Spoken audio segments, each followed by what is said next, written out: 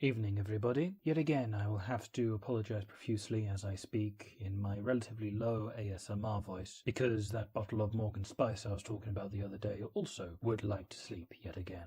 I also apologise for how late this has come out on account of the fact that I've had a miserable day, spending the entirety of it trying to make maps. That should be coming up tomorrow. I'd also like to interject right now to tell you that there's going to be no images today. This is done very much in a rush, and I hate myself for it. I do hope that it's going to be nice, but by all means, if you guys want to, tab out and muck about doing your own things. There's going to be no funny pictures except for right now. Today's question number 13, I believe, is who dominates the political spheres of your world? So the political spheres of Talum are very, very difficult to fix down due to the fact that there is only one real area, one real setting of sorts that I have. That map that I was talking about a moment ago, well, I was trying to make it clear. I place geopolitical knowledge above just basic knowledge of politics and who would be in charge, because I feel that, yet again, politics is more important and more difficult to put down than anything else.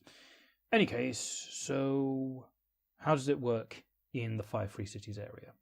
The 5 Free Cities area is pretty much absolutely in the throes of the late medieval times, late feudal era systems. There is one small era which uses a relatively rudimentary version of oligarchy, but it's still very much linked into the idea of peon and fief. There are 3 forces rather than the usual 2 of the feudal system. The first system is, yet again, from the feudal system, the first 2 being church and state, the nobility and the clergy. They are used in a different way than in the, in our world, which is, to put it very simply, they're all about keeping people safe from the storms. People base themselves around how they are able to keep them free of the storms. The churches, the religions, more or less exclusively work on the idea that their faith, people believing in their God or anything like that, would empower the leadership in order to free them from the horrible things of the storm and anything that would be storm blighted. Storm blighted is to come up later. But in any case, we're also going to be talking about the state being the nobility. These guys are the symbol of what their society is about. They're also the people who are in charge of organising relief efforts, stockpiling resources, doing just the basic things that actually, like it would be in our world, except a bit more so because of the storms. The third wheel in this chariot that's slowly careening off a cliff is the magic. Now, basically this is a very simplistic way of explaining it. Fantasy worlds are, go figure, a place where magic exists. The supernatural is a functional part of the world.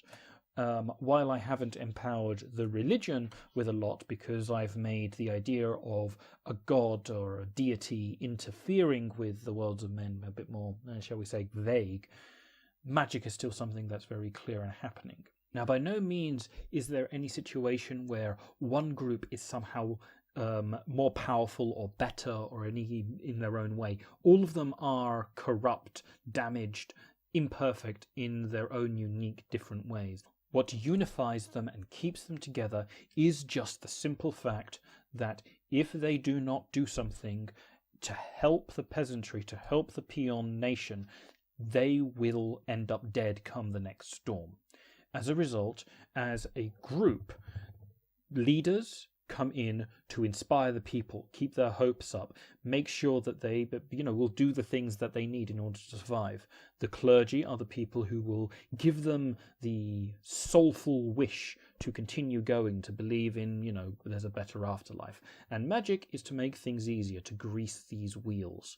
In this way, there is this kind of continuous cycle that's very, very vicious, but still working.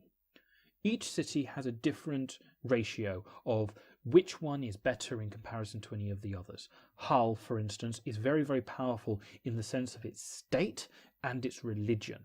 The state is empowered by the religion to a great degree here. Meridian, on the other hand, almost uses its magic to empower its state, although the relationship between these two forces is a bit more complicated than simply saying that one empowers the other. The question is, which is in controlling who, more or less. Winter Night almost negates both of them in order to simply have a system of state, but is state-run religion.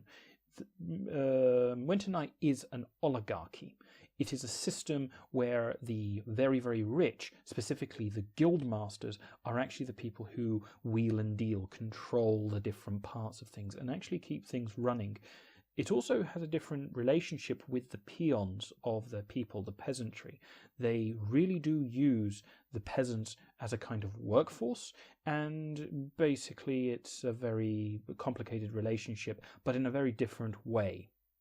Sanguine is the final one to talk about, and it is really the most interesting of the lot in my opinion.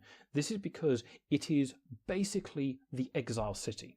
It is the area where all the other peoples got rid of these people, they're like miscreants, crooks, exiles, all these things, and they would generally collect in this one area.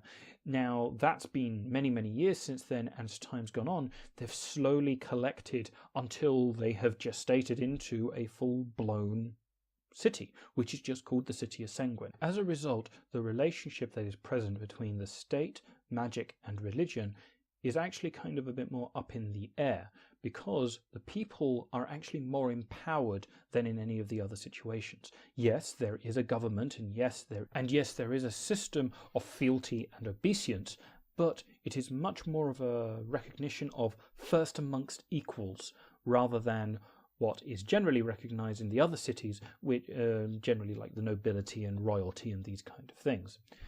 So anyway, guys, I hope that that's a pretty good description of how my political system is. Something that I would really like to tell you guys about is the wonders of this person who followed me. Mothcub is really just somebody whose energy and ability to communicate and really connect with people. I mean, I listened to her talk about making a cool S for 2 straight minutes, and I was mesmerized. She's really, really good, and I'd really suggest you guys go give her a check out. The other thing I want to talk about is that actually I'm going to be part of a Dragon Age game, which is going to be run by RP Gamer, another one of my subscribers. RP Gamer, he's a really good dude, and he's been really kind of pushing me to kind of keep these videos being cranked out every day, and I'm really appreciating all the support that he's able to give me. So yeah, I hope that you're able to see, and we will see them next time. Now, the next thing is going to be that rather than release the next day's video, I'm actually going to be working on a map. As I said, geopolitics is what I want to do, and the map that I have right now, I'm not really happy with it, so I'm going to redo that whole video, whole day of work, completely lost. And yeah, I hope that you guys are doing well, and I hope you enjoy this video. Ciao!